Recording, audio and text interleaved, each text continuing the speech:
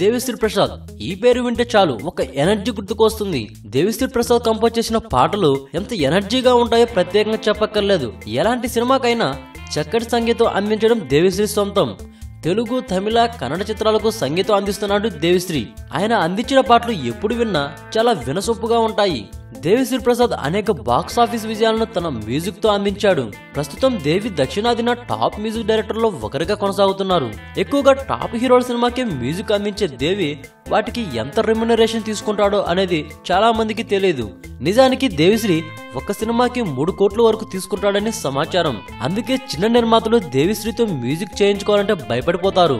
ఇక సౌత్ లో దేవి తర్వాత ఎక్కువ రెమ్యునరేషన్ తీసుకునే వారిలో హరీష్ జయరాజ్ 3.5 కోటి, రెహమాన్ రేంజ్ వచ్చేసి 3.5 నుంచి 6 క్రోర్స్ వరకు తీసుకుంటాడని తెలుస్తుంది. ప్రస్తుతం దేవి మెగాస్టార్ రీ ఎంట్రీ మూవీ ఖైదీ నంబర్ 150కి మ్యూజిక్ అందించాడు. ఇప్పటికే ఈ సినిమాలోని 3 పాటలు మార్కెట్లోకి వచ్చి మంచి ఊపును ఊపుతున్నాయి. ఈ వీడియోపై మీ విలువైన కామెంట్స్ ని మాతో షేర్ చేసుకోండి. అండ్ ఇంకో విషయం, సబ్స్క్రైబ్ చేయడం మర్చిపోకండి.